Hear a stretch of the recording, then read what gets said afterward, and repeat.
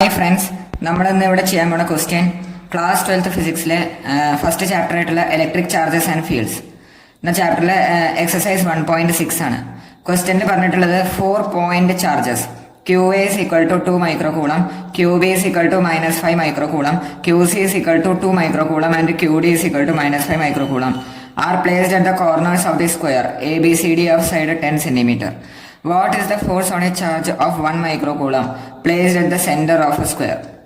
So, ഈ ചോദ്യത്തിൽ പറഞ്ഞിട്ടുള്ളത് 4 ചാർജസ് ഉണ്ടായിരുന്നു. QA, QB, QC, QD. അവരെ നമ്മൾ ഒരു സ്ക്വയറിന്റെ 4 കോർണേഴ്സിലായിട്ട് പ്ലേസ് ചെയ്തിട്ടുണ്ട്. സോ അതെങ്ങനെയെന്ന് നോക്കാം.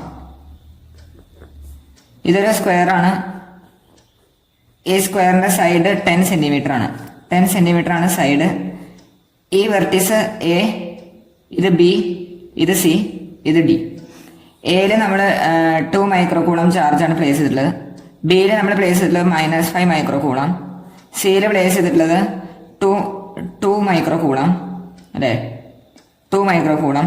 ഡിയിൽ പ്ലേസ് ചെയ്തിട്ടുള്ളത് -5 മൈക്രോകൂളം. ഇനി ഇതിന്റെ സെന്ററിനെ നമ്മൾ ഇ ആയിട്ട് എടുത്തു. ഇ എന്ന് പറയുന്ന പോയിന്റിൽ ഒരു 1 മൈക്രോകൂളം ചാർജ് ഉണ്ട് അല്ലെ. 1 മൈക്രോകൂളം ചാർജിനെ നമ്മൾ എന്ത് ചെയ്തിട്ടുണ്ട്, പ്ലേസ് ചെയ്തിട്ടുണ്ട്. ഈ 1 മൈക്രോകൂളം ചാർജ് ഇവിടെ പ്ലേസ് ചെയ്ത് കഴിഞ്ഞാൽ ഈ കോർണേഴ്സിലുള്ള ചാർജസ് കാരണം ഈ 1 മൈക്രോകൂളം ചാർജിൽ ഒരു ഫോഴ്സ് പ്രൊഡ്യൂസ് ആവും അല്ലെ. ഓരോ ചാർജ് കാരണം ഈ 1 മൈക്രോകൂളം ചാർജിൽ ഓരോ ഫോഴ്സ് പ്രൊഡ്യൂസ് ആവും. ആദ്യം നമുക്ക് ഈ എ എന്ന് പറയുന്ന കോർണറിലുള്ള ചാർജ് പറയുന്നത് 2 മൈക്രോകൂളം ആണ്.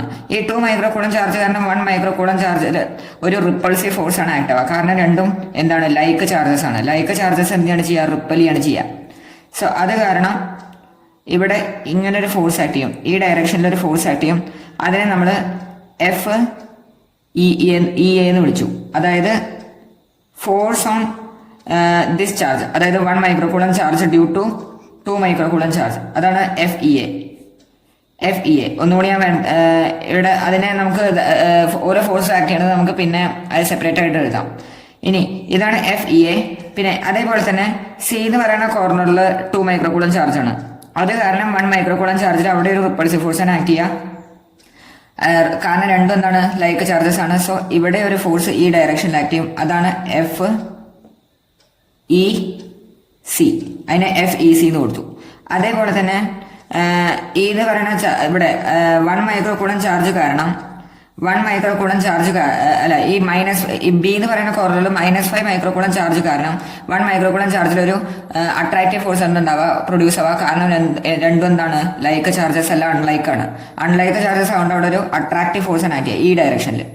ഇവിടെ റിപ്പൾസീവ് ഫോഴ്സ് ഉണ്ടായിരുന്നു, ഇവിടെ അട്രാക്റ്റീവ് ആണ്. ഇതെന്താണ്, ഇത് FEB. അതേപോലെ തന്നെ ഇത് -5 മൈക്രോകൂളം ചാർജ് അല്ലെ. ഇത് കാരണം 1 മൈക്രോകൂളം ചാർജിൽ ഒരു അട്രാക്റ്റീവ് ഫോഴ്സ് പ്രൊഡ്യൂസ് ആവും, അത് FED. അപ്പോൾ നമുക്ക് ഈ ഭാഗത്തായിട്ട് 1 മൈക്രോകൂളം ചാർജിൽ ആക്കിയാണ് എല്ലാ ഫോഴ്സസും ഒന്ന് രേഖപ്പെടുത്താം. ഈ ഡയറക്ഷനിൽ FEA, അതേപോലെ തന്നെ ഈ ഡയറക്ഷനിൽ FEC, ഈ ഡയറക്ഷനിൽ FEB, ഈ ഡയറക്ഷനിൽ FED. ഇങ്ങനെ 4 ഫോഴ്സസ് ആണ് ആക്ട് ചെയ്യണത്. ഇനി നമുക്കറിയാം ഫോഴ്സ് എന്ന് പറയുന്നത് K × Q1 Q2/R² ആണ് അല്ലെ. അതാണ് കൂളംസ് ലോ. അപ്പോൾ ഇവിടെ നമ്മൾ ഇതിനെ രണ്ടിനെയും കൺസിഡർ ചെയ്ത് കഴിഞ്ഞാൽ, അതായത് ഇതിനെ രണ്ടിനെയും കൺസിഡർ ചെയ്താൽ രണ്ടിന്റെ ചാർജ് എന്താണ്, സെയിം ആണ് അല്ലെ. ഇതും 2 മൈക്രോകൂളം, ഇത് 1 മൈക്രോകൂളം. ഇവിടെയും 2 മൈക്രോകൂളം 1 മൈക്രോകൂളം. അതുപോലെ തന്നെ ഈ ഡിസ്റ്റൻസും എന്തായിരിക്കും, ഈക്വൽ ആയിരിക്കും, കാരണം സ്ക്വയർ ആണ്. അപ്പൊ Q1 ഉം Q2 ഉം R ഉം എന്താണ്, ഈക്വൽ ആണ്. അത് കാരണം FEC എന്തിന് ഈക്വൽ ആവും, FEA ന് ഈക്വൽ ആവും. അതേപോലെ തന്നെ FED എന്തിന് ഈക്വൽ ആവും, FEB ക്ക് ഈക്വൽ ആവും. കാരണം ഈ ഡിസ്റ്റൻസ് ഈക്വൽ ആണ്. അതുപോലത്തെ ചാർജസ് ഈക്വൽ ആവുകൊണ്ട് ഇതും ഈക്വൽ ആവും. സോ അത് കാരണം ഈ ഫോഴ്സസ് എല്ലാതും ഈക്വൽ ആൻഡ് ഓപ്പോസിറ്റ് ആവുകൊണ്ട് ഇതെല്ലാം ഇത് പോവും, ക്യാൻസൽ ചെയ്ത് പോവും. അവസാനം നെറ്റ് ഫോഴ്സ് ഓൺ 1 മൈക്രോകൂളം ചാർജ് നമുക്ക് 0 ആണ് കിട്ടുക. സോ ഇതിന്റെ ആൻസർ എന്ന് പറയുന്നത് 0 ആണ്. What is the force on a charge of 1 microcoulomb placed at the center of the sphere? Square 0 ആണ് ആൻസർ. ക്വസ്റ്റ്യന് എല്ലാവർക്കും മനസ്സിലായെന്ന് വിചാരിക്കുന്നു. വല്ല ഡൗട്ടും ഉണ്ടെങ്കിൽ കമന്റിൽ രേഖപ്പെടുത്താവുന്നതാണ്. Thank you.